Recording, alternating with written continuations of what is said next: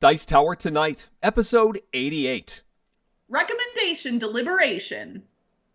Welcome to Dice Tower Tonight, a videocast about board games and card games, and especially the people who play them. On tonight's highly recommended episode, what does it take to recommend a game to someone? How much should you know about them? Is it weird to ask them to fill out a questionnaire first? Also, I have a silly favorite to play with Crystal in the chat. We run through some titles we've played lately, and we answer questions from the audience live. I'm Eric Summerer, and joining me now, the Darcy Lewis to my Jimmy Woo, it's Crystal Dax. Hello, Eric. Hello, Crystal. How are you? Okay, is this a reference that I should know and I don't? Well, it might be. Oh my goodness, that is a strange... Anytime I don't know a reference, I feel like Tom. I feel like I'm better at Tom and better than Tom at some references, but he's better than me at others. If you don't have... Oh, it's WandaVision. That's it, yes. How did I not... We have to pause for a second. We can pause. I'm obsessed. I'm obsessed. Like, this show, I don't know what they've done, but, like, it is my jam. Well, that's good. I love it so much. Yes, I'm enjoying it tremendously, although my kids have not been. They saw the first 2 episodes, and they have no frame of reference for the sitcom stuff. Okay. And so... They just said, my son actually said, no, that's an old people show. And they have no interest in watching it. And I have to keep saying, like, stuff happened, guys. Stuff is happening on the show. And they don't, I want to go back and circle around. Yeah. I mean, does Nick, okay, nobody watches TV the same way now because we all stream most stuff. But, like, yep. I grew up, like, watching the old sitcoms on Nick at Night on Nickelodeon when I was a kid. And I assume Nick at Night might still exist now. It does, but I think they're showing much more current stuff. They're probably showing stuff from like the 2000s at this point. Yeah, it's guess. Like, they're showing step by step or, TGIF programs. Yes, I do like the slow burn. I like that we see an episode kind of like when we were watching Lost and any other appointment television where something would happen and then you'd spend the next week theorizing it and discussing it and giving people a chance to say, did you see the show yet? No, well, you need to. You have a week until the next one.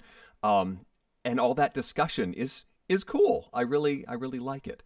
And so I've specifically been avoiding like any in-depth discourse about it because I learned my lesson from Star Trek Discovery, especially like season 1, where I was obsessed. And so I was listening to podcasts about it. And, there were some very smart podcasters who guessed some of the twists earlier. Yes. And so I am I'm not like avoiding Twitter or anything like that, but like I'm not going in depth at all because I don't know what's happening and I don't want to know yet, and I'm fine with it. I think that's a good approach because that's happened with any of these mystery shows. Someone out there has figured it out. They've managed to catch a clue. They've watched it frame by frame, and a good program will have the elements that lead to the solution seeded around everywhere. And so if somebody picks it apart too much, it's like when M. Night Shyamalan had his first film, The Sixth Sense, and everyone was blown away by the ending. And then from then on, everyone was looking for the twist ending to an M. Night Shyamalan movie. And if you are looking for the twist ending of an M. Night Shyamalan film, you will find the twist ending of the M. Night Shyamalan movie. And that was frustrating because then people would be like, oh, come, I saw that coming. It's like, yeah, but you were looking for it. Just let the story... Anyway, we're going on a tangent. We are. But I like it. And it'll fit in with our discussion that we're going to be having later, where we're going to be talking about recommending things to friends. And you mentioned WandaVision to me 2 weeks ago, or maybe a month ago now. I don't know. But needless to say, it's awesome. And we'll talk about how you should be recommending games and other forms of media to your friends in a little while. Yes, but first we should probably talk about some games we've been playing. Crystal, would you like to go first? I would love to. So I recently, I think you all have heard me mention before, my friend Kathy. I always say my friend Kathy, and she is like one of the only people that I've been seeing at all in person during the pandemic. She has come over to my house a couple of times for masked gaming, and I finally got to play some games that I received that I had backed on Kickstarter. I got to play them with her. And that is the set of 3 games that BoardGameTables.com most recently published. So Mountain Goats, GPS, and Sequoia. So they're 3 small box games. It also came with an expansion pack that included little mini expansions for all 3 games as well. Okay. So I had 4 of these tiny boxes show up in the mail. For all intents and purposes, these are re-implementations of older games. Games that you might be familiar with, but with interesting twists put onto them. So Sequoia is very similar to Las Vegas. It is an allocation game of sorts that involves dice. GPS is an implementation of a game that I had never heard of before, called Finito. So I think that one is lesser known. Mountain Goats is actually somewhat similar to Can't Stop. So I wanted to say that going in. I'll go through all 3 of them real quick. So Mountain Goats is the one I was just talking about. In Mountain Goats, you have first off, goat meeples. So many goat meeples. Like, all of the goats. All the goats you could possibly ask for. And I can't fit them all back in the box. I think there's a way to do it, but I don't know how. Okay. But you have your goat meeples at the bottom of a whole bunch of different mountains, which are signified by cards of different numerical values. And then you roll some big old chunky blue dice. And the mountains range anywhere from value 5 all the way up to value... I think they do go all the way up to 12, actually. I think it's just 5 to 12. And when you roll the dice, you take 2 pairs of them and you move your goats up on those mountains. And it's a King of the Hill style game. So when you get to the top of any particular mountain, you get to take a token. And then if you roll that mountain again, while you're still at the top, you get another token. But if any other goat moves to the top of the mountain, they boot you back down to the bottom. So you're trying to stay at the top of as many mountains as you can without getting booted. There are little nuances and bonus things that you can do, but the gist of it is it's Can't Stop, King of the Mountain style, where you keep getting booted back to the bottom. Interesting. So that's Mountain Goats. Then Sequoia, actually I'm going to do GPS next. I'll do Sequoia last. GPS is a game with a spinner, which makes me infinitely happy. Okay. I put it together, and I don't know if I'll be able to do it vertically, but it's this cool rocket ship spinner that you obviously would lay flat on the table and spin, and on my hand it's not working super well, but that doesn't look balanced, but I guess the mass of the cloud is the same as it reasonably works when we've played it. So I'm like I said, it's in my hand right now, but it's spinning pretty good. Like I said, this is a re-implementation of a game called Finito. Every player has a whole bunch of satellites in their player color. And there is a circular board that surrounds this spinner. Okay. You spin the spinner. Everybody puts one of the satellites that they have. You get to flip over, I think, 2 or 3 at a time. You don't have access to all your satellites at once. You place a satellite where the spinner landed along this circular grid. Then you do it again and again and again and again. But the thing is, you want all of your satellites to be in order. Okay. And you only have limited placement options. So once all of your satellites are placed, you keep spinning and then you move satellites. So you're trying to manipulate the order of your satellites around the circle to be the first person to put them all in order. Okay. And that's it. It's real simple, fun. But my favorite of the 3 games is definitely Sequoia, which, again, it's like Las Vegas to some degree. So in Sequoia, there's a circle of cards with numerical values going from 2 all the way up to 12.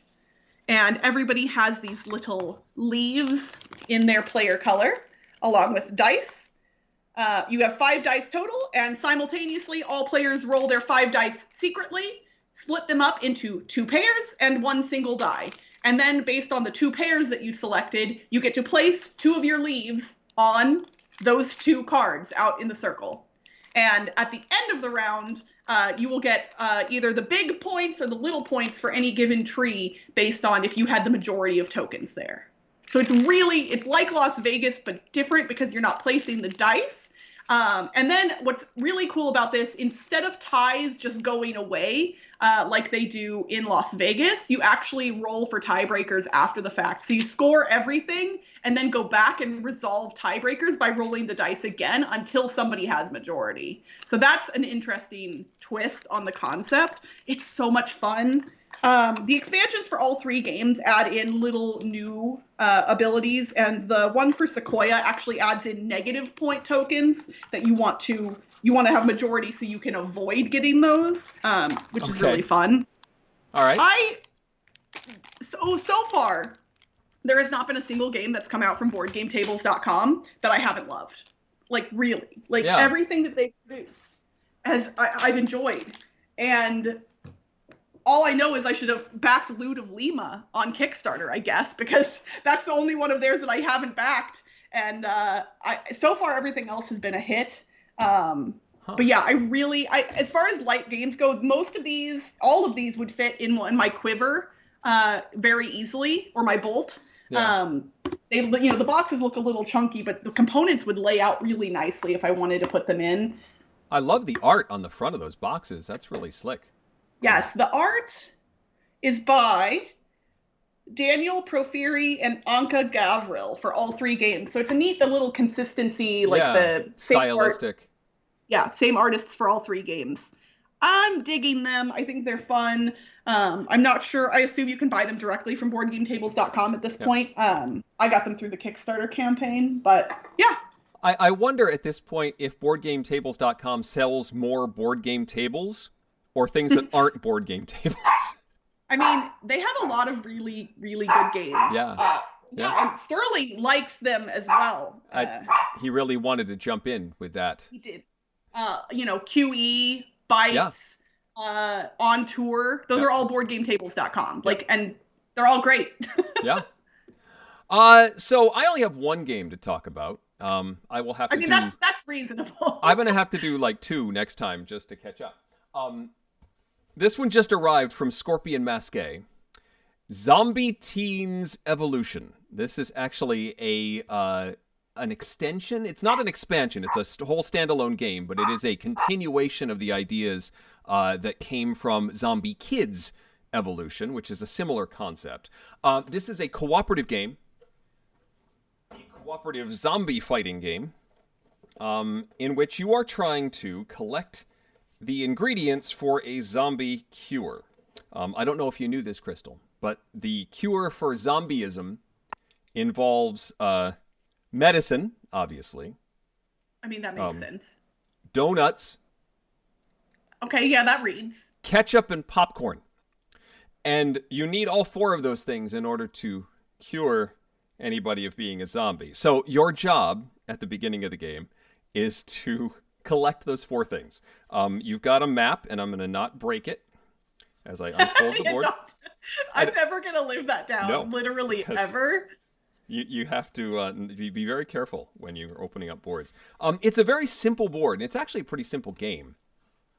You've got this large board with, 8, 9, 10, 11, 12, 13 spaces?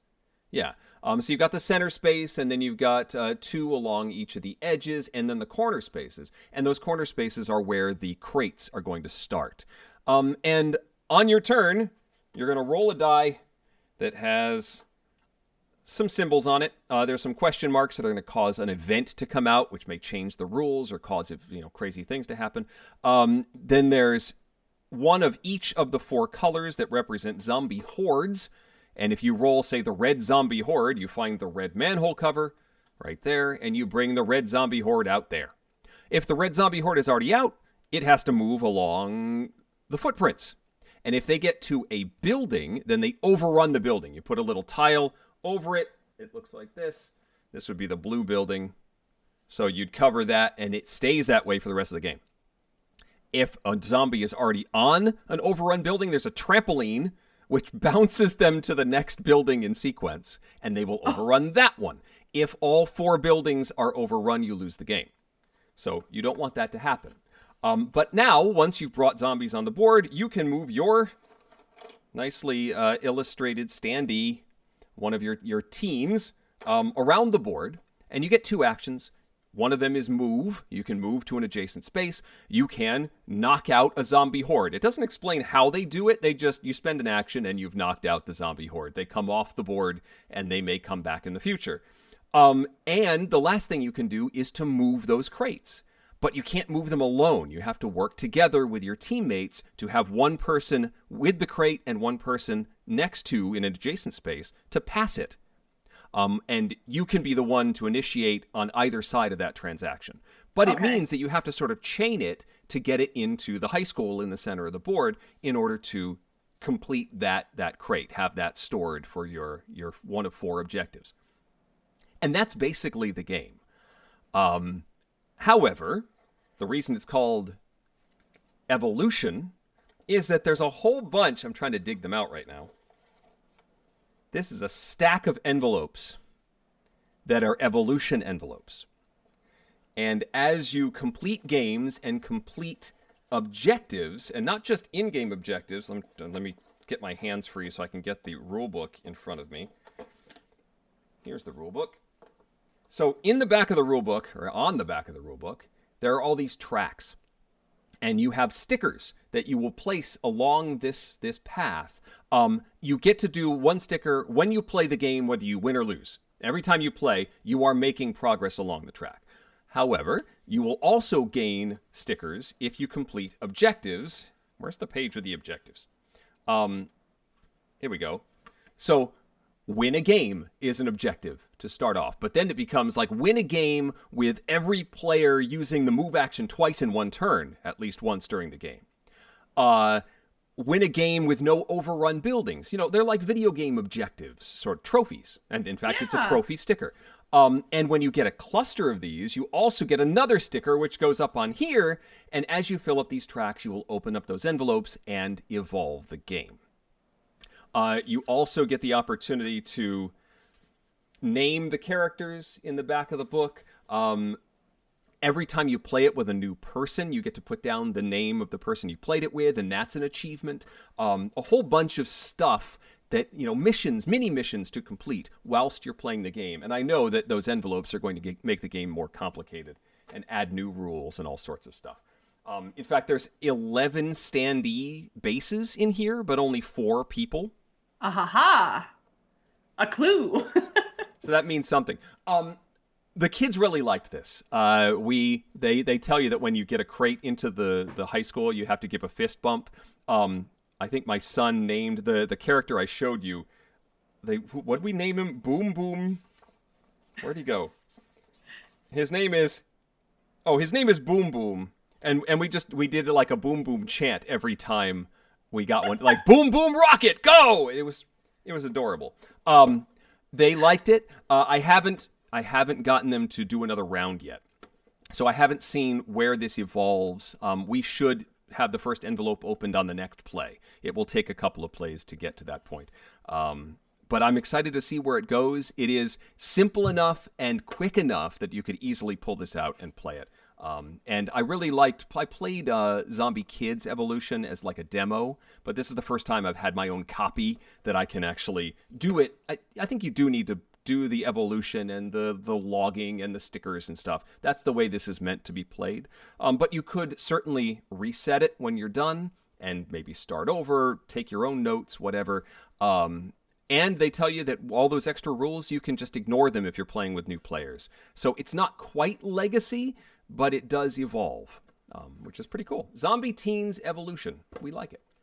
And I would say, like, your family or anybody, like, who does board game related stuff for a living is a little bit unique in that you own a lot of games and you also get a lot of new games frequently. So a game like this, in my mind, it feels similar to the one that I covered, I don't know how many episodes ago, Prisma Arena, where it's kind of trying to appeal to, like you said, that video game, achievement aspect that kids are really into. Yeah. And so if you're a more casual gaming family, like that whose kids are going to want to play that same game over and over again. These seem like a really good get for that kind of thing, because you don't then run into that situation where every single game is the same every time.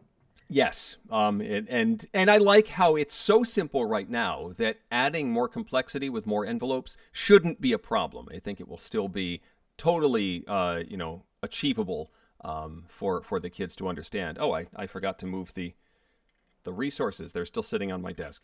I've definitely done that before. You and I will talk about something, and then like a day later, I'll find some like a baggie with like tokens in it. And of course, you put everything away and put it back on the shelf and everything. It's like, oh, yeah, I totally put everything away as soon as I'm done with it. It doesn't sit in my office for like a week or anything. I do have the advantage of I blockade my booth. So I need to get this put away so I can work tomorrow. Crystal, we should play a game. Would you like to play a game? I would love to play a game, and I want to specifically call out the fact that Nick Holcomb said that he likes that you and I ignore the chat during the early portion of the show. I'm not ignoring it. I see it. Yeah, we definitely see it. We're just not interacting with the chat. But You know what? It is time for some interaction, y'all. It is. So we are going to play what I like to call a favorite. I hope Crystal will agree with me. The game is called Trivia Trolls. Yes. So it's from, I think the company is called Trivia Trolls LLC. We've discussed this before. It is a party game that is designed as a 2-team sort of experience. And the teams are answering trivia questions in various categories. And the clues for those trivia questions come in 3 levels, a 1-point, 2-point, and 3-point level of clue. And you get more points for having the more difficult clue. Pretty straightforward. However, the other team gets to play troll cards on. They're given a hand and they can choose when to play these things. Some of them affect how questions are answered and all sorts of interactive cards. But the ones that we use for playing here on the stream are cards that change the way that we can give the clues. There is some sort of speed bump, let's say, in the way that I will have to read the clue. And I don't know what that is. I have shuffled the deck and removed ones that I think we've done in the past. So hopefully we'll be getting some new speed bumps, new troll cards on the horizon. But the goal is to get 11 points. In fact, you know what? I think we've done well the couple times we played this before. Let's make it 12. Let's see if we can get 12 points between Crystal and the chat. And I think I like making this totally unrestricted, Crystal, that you can ask for help whenever you want. Because some of these might be extremely difficult. So should I leave the chat up then? I say yes. It's up to you. If you don't want that crutch, then you can hide it. I may not look at the chat immediately just to give myself a chance, so to speak. But if I'm struggling at all, rather than doing that awkward thing where I sit here and stare up above my webcam for a little while, I'll look at the chat instead. That's good. So let's, I'm just going to read you the topics, the possible categories, and then I'll shuffle them up and we'll draw one. So pop culture is one of the categories. Geography is one of the categories. There is a mystery category that's sort of a potpourri. Entertainment, history, sports, and science are your possible categories. I'm going to tell you what the first category is, and you can tell me if you want to go for the 1-point, 2-point, or 3-point clue. Okay. After you do so, then we'll pull the troll card. So your first category is sports. How many points do you want to go for in sports, Crystal? Let's go for the 2. I'm confident a little bit. 2 points for sports, and the troll is: the player reading the clue must read the clue without every word containing the letter A. Okie dokie. So, all right, 2-point clue. This is the sports by In the of Missouri. Oh my gosh, hold on, we have a chance. Would you like that repeated? No. Okay. Oh, come on. Why? I mean, it's a random guess, but it's a guess that I can actually make? So are we talking about, so it's sports related. Let's go professional, because it's too, if we go to college sports, then it's just too much. And M-I-Z. Anybody in the chat? I'm going to see if anybody in the chat responds. K-E-Y-M-O-U-S-C. No. No. Okay, so do we do Chiefs or Royals or... I mean, come on, we can go minor league hockey, the Mavericks. This game is not going to go that deep. The Cardinals, it could have been, I don't know when this game was made. It could be the Rams. It could be the Blues. Oh, I'm going Kansas City because that's where I'm from. So I'm going to say the Kansas City Royals. That's an excellent guess. I like your logic. If I could have read the words with A, this football stadium is the largest Arrowhead. sports facility by capacity in the state of Missouri. And Arrowhead. Yes, it was Arrowhead Stadium. Freaking A, man! This is like one of the few sports questions that I know inherently. I almost wore my Chiefs jersey for tonight's stream because of this weekend, and I'm mad I didn't wear the jersey because it would have made this question that much funnier. So the way I set these up is I draw a couple just in case one that's going to be totally impossible. And I saw Missouri. I'm like, hey, there's a chance Crystal might get this one. Oh yeah. But I did not anticipate the troll, so I'm very sorry. I got to perform at Arrowhead when I was in marching band in high school. We actually they never invited high school marching bands to perform during halftime, and my high school was the first that was ever invited to perform during a Chiefs game at Arrowhead Stadium, and it was amazing. I once got to sing the national anthem at Tiger Stadium in Detroit. That's so cool. It wasn't just me. It was like a group of us, but still, it was pretty cool. Yeah. All right. So 0 points. That's fine. All right. We have 6 more questions to get through. This is the mystery category, however. So who knows? I mean, I know, but who knows what it could be about? Let's go 3. 3 points. I'm feeling sassy. Okay. The troll. The player reading the clue may only read 3 words of their choosing. The words do not have to be consecutive. Okay. All right. It's a mystery.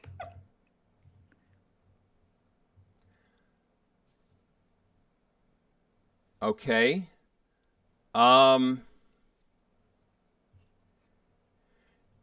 Video game reach. Oh my. Video game reach. So a video game that likely has a lot of reach. So we're probably talking something like Tetris or Pac-Man or Super Mario Brothers. I know I'm guessing, so there's really no reason to hem and haw. Are you guessing? Oh, interesting. Everybody in the chat is saying Halo. There was a game called Halo Reach, but why wouldn't he?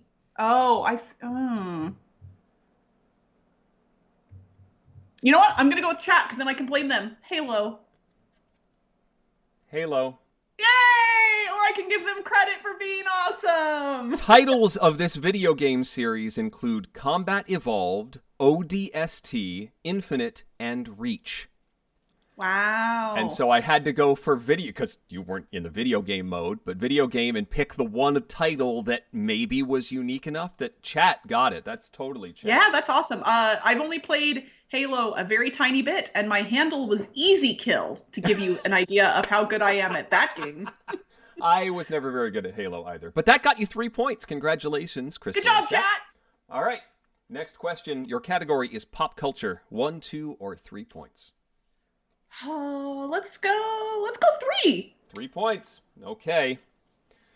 The player reading the clue must read every other word in the clue. Oh gosh, these ones just... okay, I can do this. Okay. Although patent in for concept, toys inventor in the modern version the. Oh, come on. I'm sorry.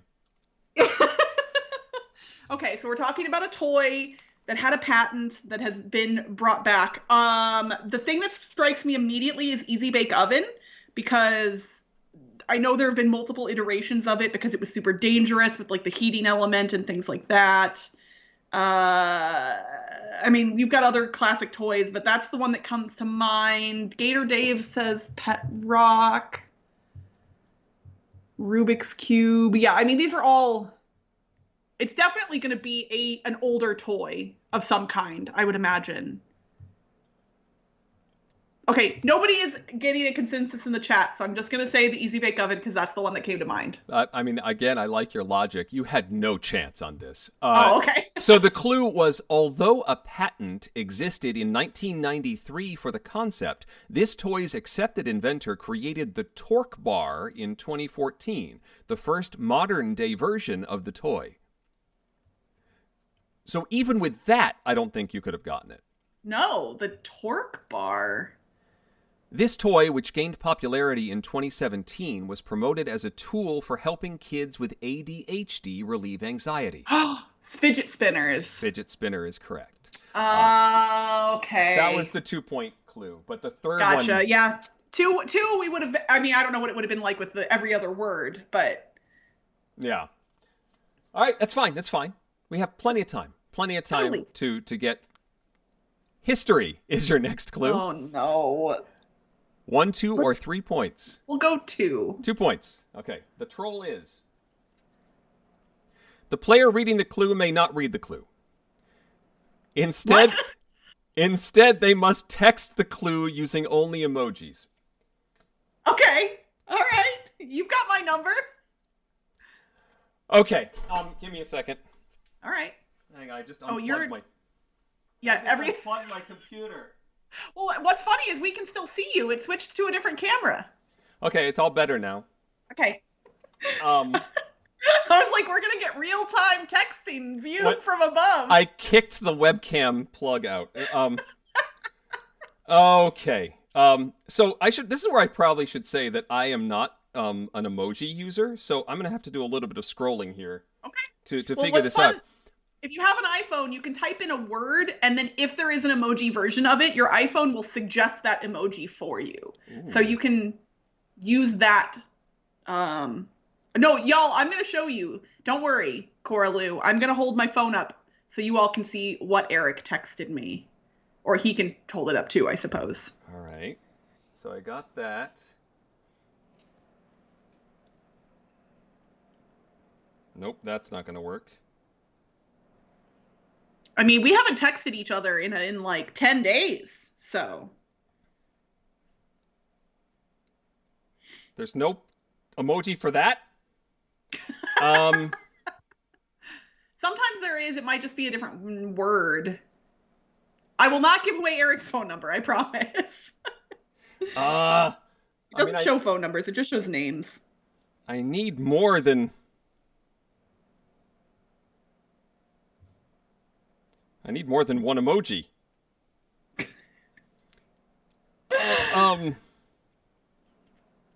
Well, chat, while Eric is searching for emojis, I'm going to do the thing I usually do at the end of the episode, but I'm going to do it right now because there's over 100 people watching right now, and that is amazing. So if you all could do the thing that I always ask you to do, and that's click the little thumbs up button below the video and make me incredibly happy. I would really, really, really appreciate it.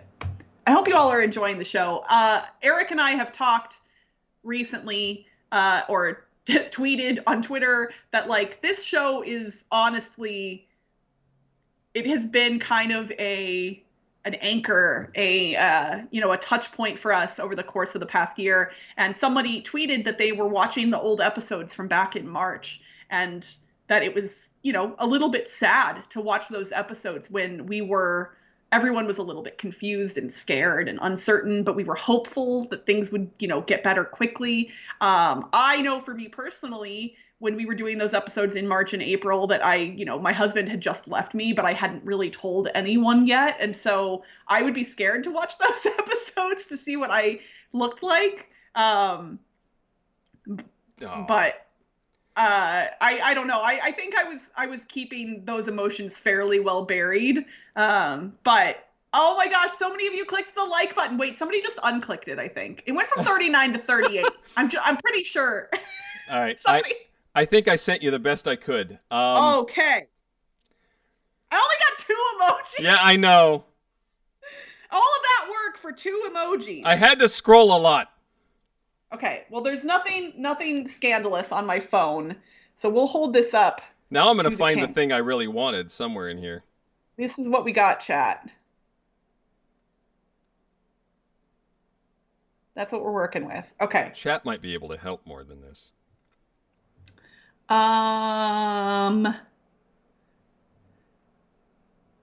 What's our category? History. History. Okay, so I have to know what flag that is for this to be useful.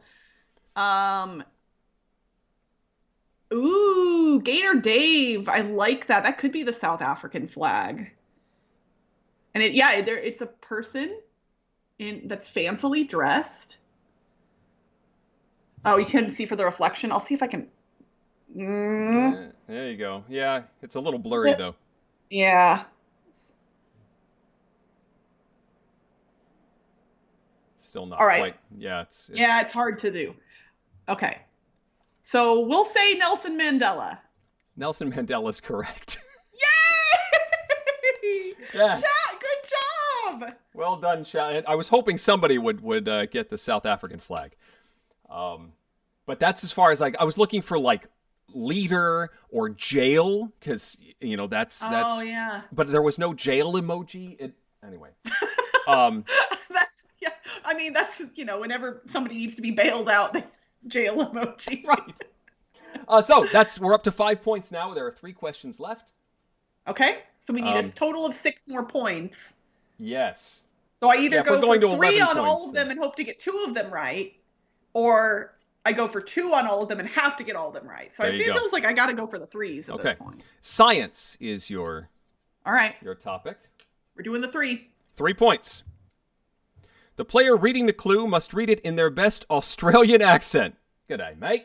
At least I get the clue. This element's most common stable form is known by the uncommon name protium. This element's most common stable form is known by the uncommon name protium. Protium. All right, chat, I'm going to need your all's help here. So we're talking about elements that have both stable and unstable forms. So something that's radioactive, maybe? So something something that's dangerous in some form. So something like iodine or mercury or rubidium? Is that a thing? You call that an element? This is an element. Okay, well, no, I didn't leave words out of that one. I read the whole thing. Kabuki Kid said hydrogen. It means it has 1 proton. Ooh. Okay, 2 people have said hydrogen. 3 people. I'm going with it. We're going with hydrogen. Hydrogen is right. Yay! Good job, chat. Well done. That's worth 3 points. 1, All right, 2, so that 3. means we only need 3 more? We need 3 more to get to 11. We had said 12, so, I mean, 4. Let's say 11 to win, 12 to get the, gold star. Okay. Well, so then the problem is, so if I go for the 3.1 here, then I can't do the gold star. Well, if you get 3 points now, then you have you have 1 more question after this. Well, I'll have 1 more question regardless. So let's do the 2.1 this time, and let's make it interesting. Okay. The troll is: the player reading the clue may not read the clue. Instead, the player has 30 seconds to act out the answer. Ha-ha! Okay. I'm gonna need. What category are we in? This is entertainment. I need a 30-second timer. Give me 1 second. All right. No, that's not what I want. I want that. And 0 minutes, 30 seconds. Okay. And you can This is going to be a little tricky with chat. Yeah, move the mic out of the way first. Here we go. Bye, Mike.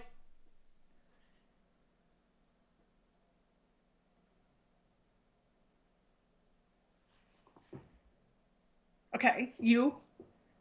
Strong. Rock. The Rock. Dwayne Johnson. That's it? Yes? You got it. That's it? Yes. That's amazing. How many points was that worth? That was 2. Yeah, Dwayne The Rock Johnson was the... Man, that sucks, because then if I picked the 3-point one, I would have just gotten it for 3, but I picked 2. We're not cheating. That's how it works. All right. Someone said bye. They left after that. Okay. They didn't like your impression of The Rock.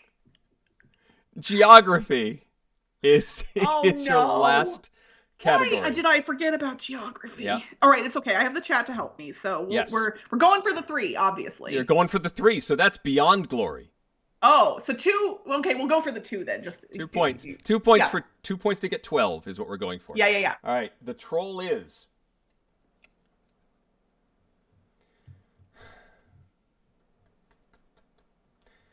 The player may not read the clue. Instead, the player has 60 seconds to point to objects in the room to allude to the answers, which is what I just did.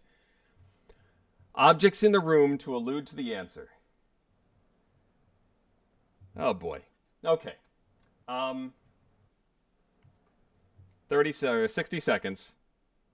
60 seconds. Oh, I could just call that a minute. Yeah, well done, Eric. Yeah, there we go. Okay, 1 minute. Here we go. Oh. Earlier, are you already on the timer? Yeah, go. You can talk. Oh, okay. So the reason somebody said bye in the chat was because you swooshed your mic away and said bye, Mike, and his name was Michael, so he said goodbye back.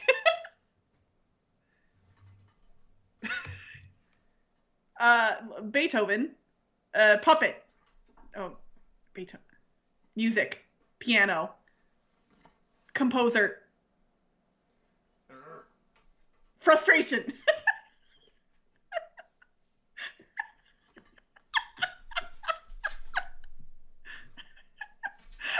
Gator Dave said sausage windows would be a stroke of great luck.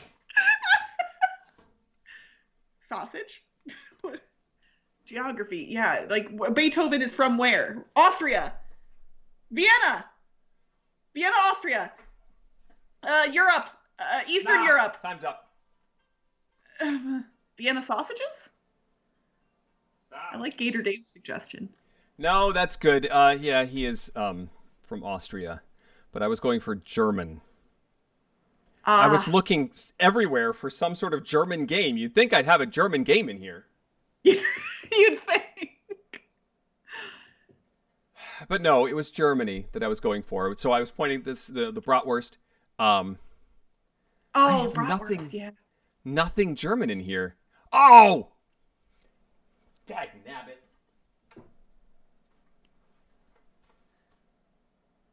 Baron das Brot. The German puppet. I would have forgotten his name, so don't feel bad. Okay. I'm sorry, that's my fault. No, it's the game's fault. They trolled us. Wolf says yes, Beethoven is German. So yeah, that would have. Okay. Maybe he lived in Austria. That's probably. So yeah, we all we didn't make it. We got 10 points at the end of the day. I'm still proud of our 10 points. It was a good 10 points. It was an honest 10 points. And we don't cheat here on Dice Tower tonight. We have principles. You know, if you had just gone for the 3 points on the rock, we would have. I'm gonna say we get half a point for rock, and rounding we got it. So. I love how right after I say we don't cheat, we have principles, you're like, okay, but we could cheat a little. Oh, when you're not in the same room, you should be allowed time to collect your stuff before starting the timer. Nah, I think part of it is the search.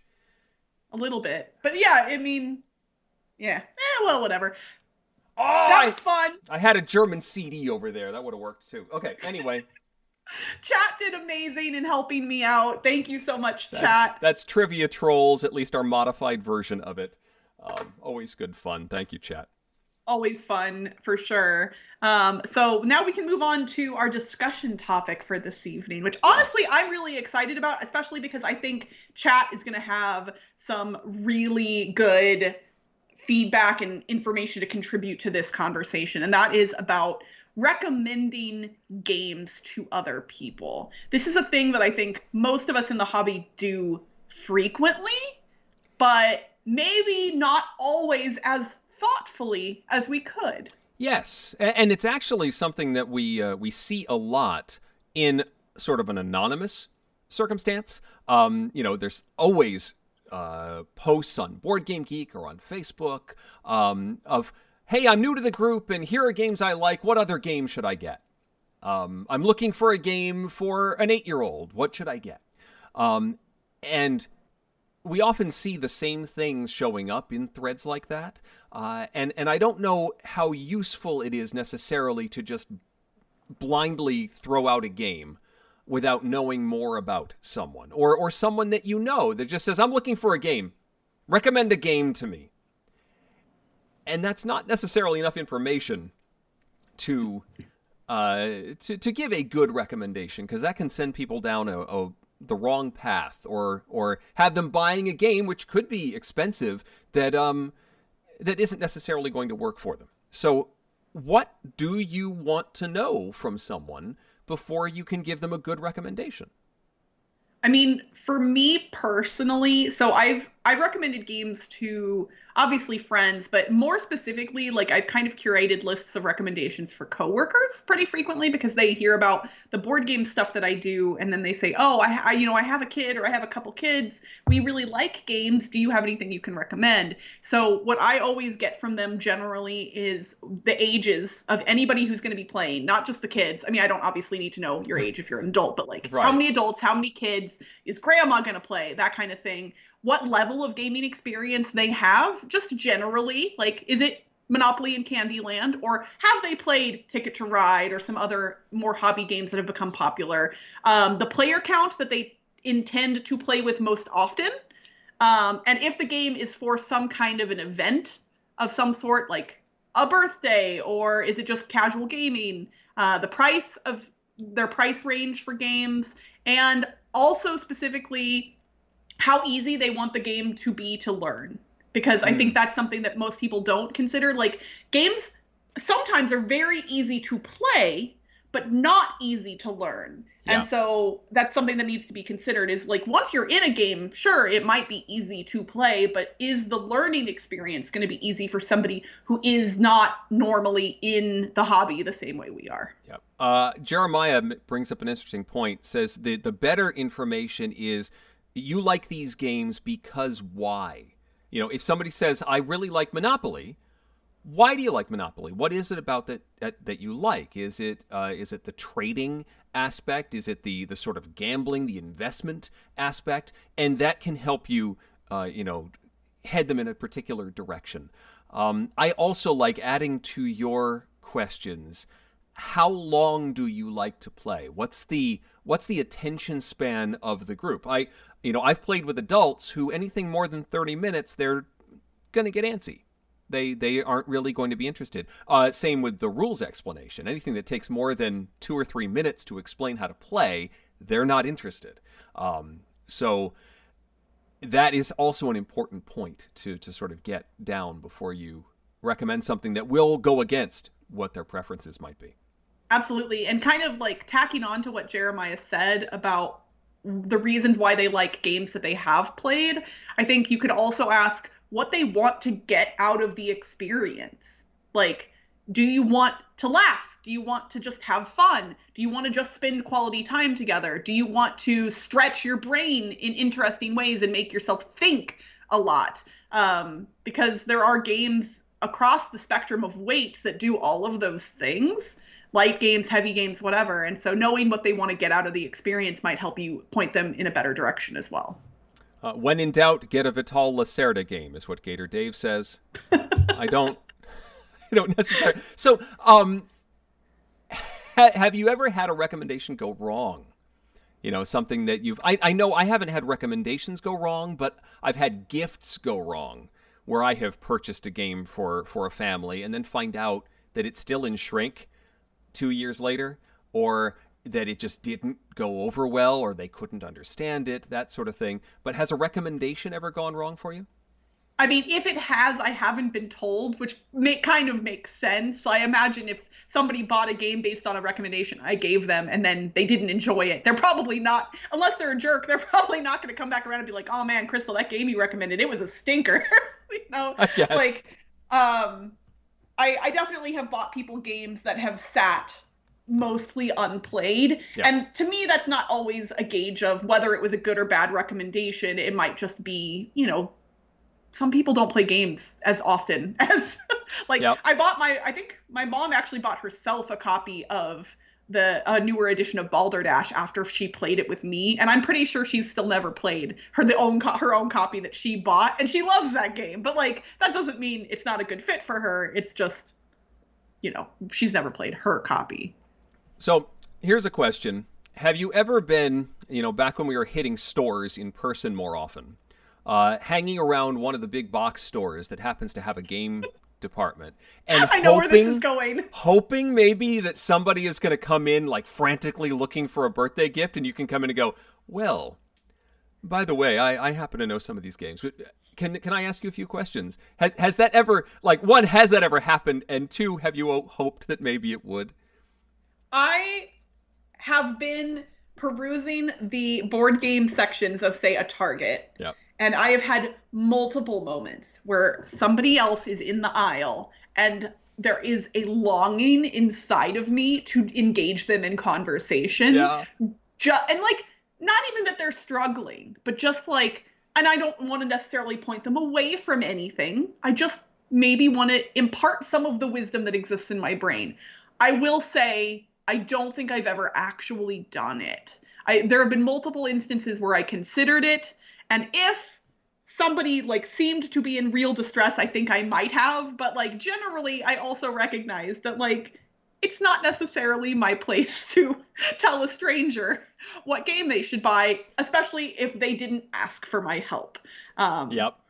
So I do, though. I feel that it hurts. It hurts so much when I just want to be like, ooh, but I could see how old that kid is, and I could tell them that that one's a really good pick. I think I may have actually recommended an escape room game at one point to somebody because they were in that area, and so I pointed out a good one. I think I might have done that. Okay. What about you? So I have to, confession time. I will often, when I am in that area of the store, I will loudly say, oh, yep, they've got Pandemic, and yeah, I see that they have... I'll just start reading things off the shelf. I know that game, and I know that game, and I know that one. And yep, it's great to see that they've got that on the shelf. I'll be talking to my kids and stuff, and I'm sure they're like, Dad, what are you doing? But I'll be like, oh, look, they got the new Jaws of the Lion for Gloomhaven. We have the big one at home, but we don't have that one. And I am hoping that somebody's like, oh, you know these games really well? What would you recommend on the shelf? But no one ever does. No one ever does. I'm picturing Eric's kids wandering around the corner into the action figure aisle as Eric's and I'm also on a podcast about board games, boys. Do you remember that? This one's got the Dice Tower seal of approval. You see that there, right there on the box? But the Dice Tower, that podcast that I'm on. Look at all the one-night games they've got. They have One Night Ultimate Werewolf, and they've got Super Villains over here. We haven't played that very. We could load up the app right now here in the store if we wanted. No, that. I hear the narrator has a very sexy voice. That's got an app that can run the game for you. It's really anyway. Yeah, it never pans out, and anyway.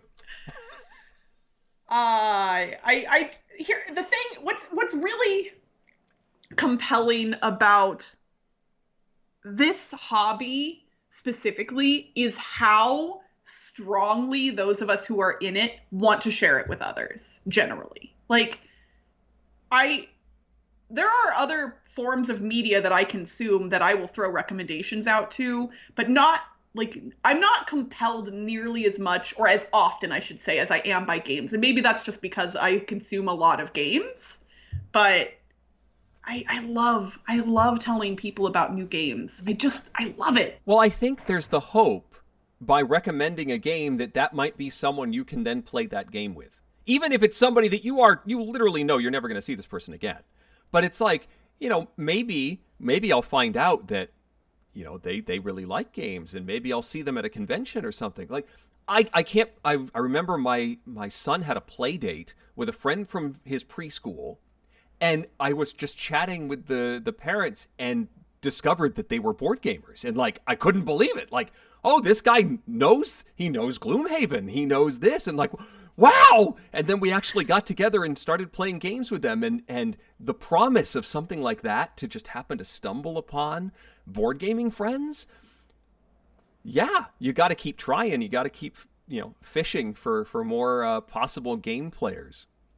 You made a really good point, because like, okay, I can recommend a TV show to somebody and they can watch it, or we could theoretically watch it together, but most other forms of media that you would recommend to somebody aren't interactive. They aren't participatory as much as games are. Yep. And so that it really is like, it's a way to bring people together over a shared experience in a more tangible way. Yeah.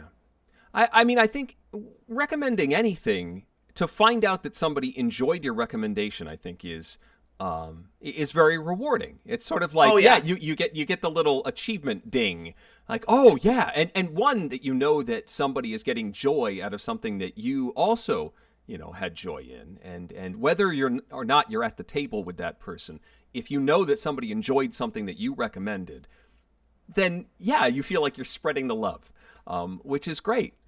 So I think that's why we want to do it so much, and we want to, we want to spread that joy and have it succeed, which is why we have to be somewhat careful about making that recommendation. Absolutely. You mentioned something before we went live tonight, Eric, that you did not elaborate on, and No. I was curious to know what you were talking about. Okay, so one of the reasons that I wanted to bring this up is that, Crystal, you have, in the last couple of weeks, recommended many things. A couple to me personally, but also just in general. You said, this is great. I think people will enjoy it. And I took those recommendations to heart, and all 4 of these things have been successes. And I'm trying to think of what 4 things I've recommended in recent past. So I'm Okay. Well, first, this is the one I specifically asked you about. My son, my eldest, recently became a teenager. He turned 13 a couple weeks ago, and we did a virtual escape room for his birthday with some of his friends. And so we went with your recommendation with Conundrum Escape Rooms in Denver, Colorado, or a suburb of Denver. And we did the Hollywood Mystery Escape Room, which was a blast. It's somebody walking through with a GoPro camera and showing you the clues, and we made it through. We escaped with plenty of time, had a great time with these kids working our way through the escape room. So that's the first one. And that honestly is super great for anybody. Yeah, if you Google Conundrum Escape Rooms, there's a couple different companies under that name, but look up the Hollywood Mystery Virtual Room. It is spectacular, and you can do it remotely with other people through Zoom. Like, you don't all have to be in the same place, and it's really, really fun. Yeah. And along that same line, Box One is a product that you recommended, I believe, here on the show. I know you talked about it on Board Game Blitz. It is a puzzle-style boxed game that I won't elaborate much more on at all, because it's all about the discovery of this game. This is one I actually got for my 13-year-old, and he couldn't get to it. I'm like, well, do you mind if I do it, and I'll reset it for you, and I won't tell you anything, and I'll just reset it. And I had a lovely time. This is presented by Neil Patrick Harris and a design studio that I don't have in front of me, but it's a really cool experience and highly recommended for people who like puzzle games. So that's another win for Crystal. I watched a movie based on your recommendation. Oh, okay. It is one of the two Fromes sitting behind you. You watched Arrival. I watched Arrival. Both my wife and I really enjoyed it. It's a wonderful sci-fi movie that is not really about the things that it was like promoted. It's a much deeper film than just aliens landing on Earth, and I understand why you like it so much. The whole communication with aliens is a fascinating concept, and how you build a language from scratch is really cool. But there's also more to it than that. So I really enjoyed the film, and that's 3 for 3. It is one of those movies, I'm not going to spoil anything, but it is one of those movies that on subsequent watches gets better because of your knowledge of the rest of the movie. Like it really gets more interesting when you watch it again. Okay. And last but not least, I finally joined Board Game Arena. Oh, yay! And am now logged in. In fact, I just shot them money so I can be a premium member because I liked it so much. And have been playing games with some other friends and trying out. So I've even discovered some new ones that I was not aware of. So I'm looking forward to exploring that site a lot more. And I don't know why it took me this long to join in to Board Game Arena. It's so funny because it, compared to the other popular platforms, it looks so nondescript. It's just plain looking, but it is functionally the easiest, the fastest, the most accessible, truly, I think, of all of these major online board game platforms. And I like the fact that every single game on that platform is publisher approved, because if you go to something like Tabletop Simulator, there are some that are approved and there are others, mods that people have made kind of that they shouldn't have or whatever else. And Board Game Arena is just great. Yep. And I like the fact you can play asynchronously, so which fits my schedule better. I can't necessarily sit in front of the machine for, half an hour, 60 minutes if I'm really trying to play a longer game. So I can jump in and make a couple of moves. And if I happen to catch the other players at the same time, we can make 2 or 3 in a row during lunch hour or something like that. And then, I can come back to it later when I have time to do it. So that I'm very happy with Board Game Arena. They just got Raise Arcana on the system, and I'm excited to try that with some new folks. So yes, fantastic. Board Game Arena, 4 for 4 for Crystal. Somebody just told me in one of my Slack channels, I think today, somebody mentioned that Rise of Augustus got re-implemented, and the re-implementation of that game is now on Board Game Arena. I don't remember what it's called. I don't know. I'm going to look up on Board Game Geek and look up Rise of Augustus and see if it actually got re-implemented in, Via Magica, apparently. Okay. Which came out last year, 2020. I had no idea. That's a Tom Lehman designer, is it? Interesting. It says designer is Paolo Mori. Interesting. Or maybe it's just similar. I don't know. It says it's a real implementation of Rise of Augustus, so I don't know. Rise of Augustus. Sorry, I'm thinking of Raise Arcana. I was still in the... Yeah. The artwork is gorgeous for this new version, though. And apparently, Via Magica is on Board Game Arena, and I really like Rise of Augustus, so I'm going to have to play that on there. I like that the rules, like on the page where you're playing the game, the rules are right there. If you just scroll down, like we were playing... Marrakesh, the game with the carpets, which I really like. And we had a question of what happens if you run out of coins. And we could easily just scroll right down and then find the rule we were looking for and scroll right back up. And you lose if you run out of coins. But it was all right there, which was, I didn't have to go to a FAQ file or open up another page. It was all just right there on the screen, which is great. That's pretty cool. I did have one other question before we totally leave the recommendation topic. Is there such a thing as a universal one-size-fits-all game? If you had to just pick one that has a generally good chance of being a hit with someone, if you just handed them this game, I think this will probably work. I saw one title fly by that might apply for that. Okay, well, I have one that I think the one that popped into my head would be King Domino. Okay. I'm kind of trying to stay away from the ones that are already like incredibly popular in Target, like Ticket to Ride or whatever else. I'm not saying those would not be valid choices, but I think for me, King Domino. I'm forgetting who said it, but Point Salad was the one that flew by, which seems the reason why I think it works is it's one, super simple, super quick.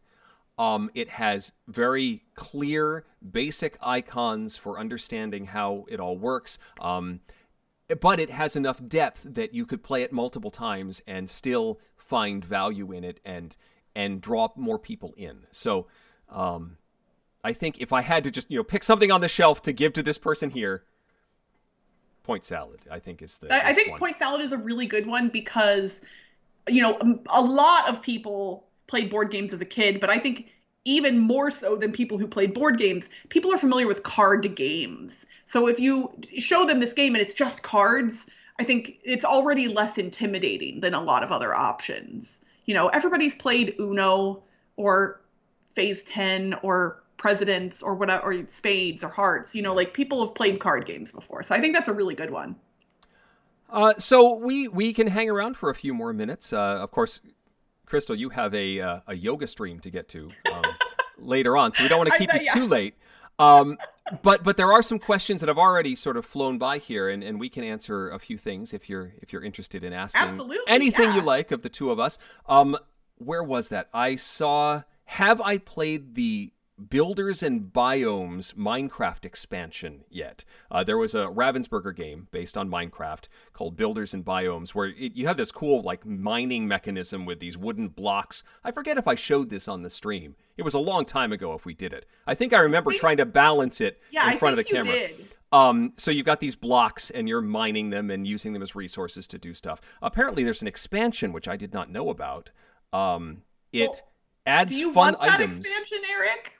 Because when Ravensburger sent me copies of Strike for the Strike tournament that happened here a couple months ago, they accidentally sent me 2 expansions for the Minecraft game. I don't own the Minecraft board game, but I own 2 of the exact same expansions for it. So in theory, if you would like it, I could send it to you.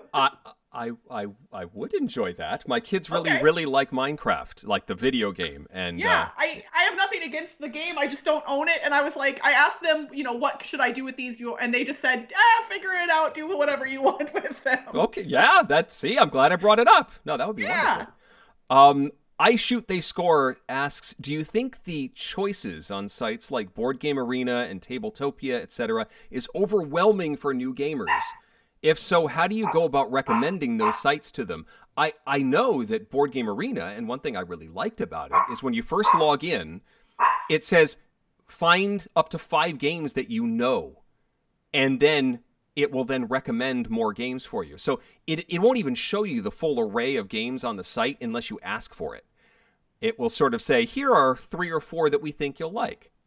And you can choose one of those, or if you don't like those, you can say, well, no, show me everything, please. And even then, they're categorized into light games, classic games, abstract games. So that sort of categorization is very helpful for such a wide variety of games on a site like that. Yeah, I would agree. The categorization on Board Game Arena is especially helpful. And I would think that would be the platform I would more likely push a more casual gamer to, rather than Tabletop Simulator or Tabletopia, just because those platforms have a fiddliness that you have to get used to in addition to getting used to the games themselves. So if you're newer to games, I'm not probably going to recommend Tabletopia or Tabletop Simulator unless I'm playing with you and can help you through that process. Because I think, it's like teaching a board game. If somebody wants a recommendation for them to play with their family without me there, that's one thing. But if they want a recommendation for a game and they want to play it with me, my options are now probably a little bit wider, because then that barrier to entry with the learning of the game and other things, I can help reduce those barriers. Have you played Truffle Shuffle? I have not. I have not either. So some folks were asking, because it is the same design team as Point Salad. I have not had a chance to get that to the table, so I can't express an opinion on that one. Yeah, I did like Paula Deming did a video recently on Things Get Dicey where she was showing off Truffle Shuffle. And for those of you who, if you're not following Things Get Dicey here on YouTube, just go do that. Because yes. Paula's videos are hilarious. She does sketch comedy type bits, and I don't remember all of the context, but needless to say, she was talking about how you can't eat the components in Truffle Shuffle, but she had filled the box with real truffles and was definitely eating them while she was explaining things. And it was so funny. She's just brilliant. Can't. Really, so well crafted. All the sketches that she comes up with. It's really, really fun to watch. Yeah.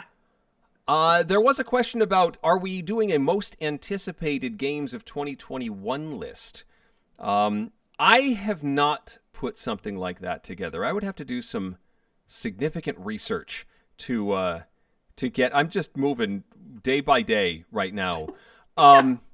I feel like there have been a couple games that I know are on the horizon, but I'm totally blanking on what they are. Have you done a most anticipated list in the last few months, Crystal? I haven't, but now that you've mentioned that, I might suggest to Ambi. We have our topic for our next episode of Blitz, but maybe for the one after that we could do something like that. I will say I know for sure that one of the things I'm anticipating and excited about this year is the sequel to The Crew, because yes. I love The Crew. Yep. So that is really neat. Cosmos Games has kind of been killing it lately. Like, I really am digging the stuff that they're putting out.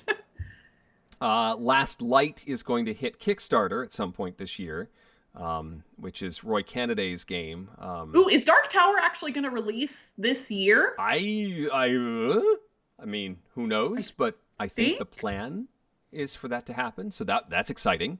I know that they've sent multiple physical prototypes to their team members. Like right. Suze was talking about having one of those. So I'm very, very excited about Dark Tower. Yes, yeah. So I'm sure I could come up with something. And Board Game Geek has a most anticipated geek list that people were voting up and stuff. So I'm sure I could peruse that and pick out a few more favorites. And I know there's something that I would say, yes, absolutely, I'm looking forward to that. And I'm totally blanking on it right now. There's the new Terraforming Mars standalone game. Yeah, golly. I know. You know what's funny? Else. I bet if I don't think you and I definitely didn't do I don't know if I did an anticipated for 2020, but obviously the past year has been not what most of us expected. So I would be curious to go back. I wish I documented some things a little bit better, because it would be, especially in a year like this where board gaming didn't happen the way we expected it to. I bet there were some games that came out that really, truly just, missed my purview. Yeah. That I am going to want to go back and take a look at some point. I mean, shoot, like Via Magica, like I said, it's a re-implementation of Rise of Augustus. I like that game. This artwork is way better and the theme is cooler. But I had no idea it even existed. Yes. I've been doing a little bit of that thanks to our friend Brandon Sanderson. Brant Sanderson. Brandon Sanderson's the author. Brant gave me copies of Jeff Engelstein's pinball game, Super Skill Pinball, and Fort, which I'm very excited to get to the table. I keep trying to corral the children to try that one out, and I keep reading the rules. I'm like ready to go, and then something comes up and we don't get it to the table yet. But those are the two that I really wanted to get taken care of after 2020. So I'm sure there are others that have just flown past, and I haven't gotten a chance to play them. And so there's a lot still to discover, and it's hard to even look forward to 2021 releases when there's so much that we haven't had a chance to get to yet. Playing a lot of catch up. Oh, absolutely. Catherine asks if we backed Cora Quest. I will say I was backer number 13. Wow. Cora Quest. Very nice. Admittedly, I backed at the level where I don't get a copy of the game, at least as of now, because A, I wanted to be one of the earliest backers, and B, because I don't think I will necessarily need to own Core Quest, but this might be a really fun one for me to back and send to my nephews. The oldest of my 2 nephews will be 6 this month.